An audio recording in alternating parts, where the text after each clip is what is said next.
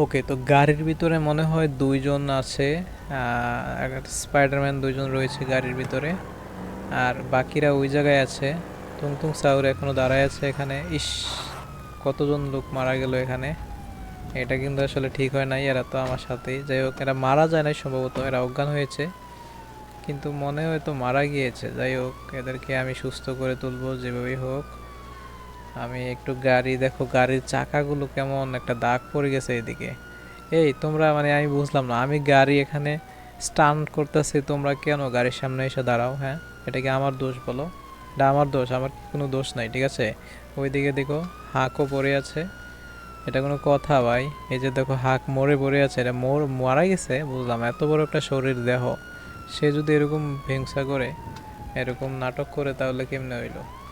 যাই হোক, তো এখন যেহেতু সবার একটা, মানে একটু ভয় পাইছে সবাই, তো তাদেরকে নিয়ে আমি একটা কাজ করতে পারি।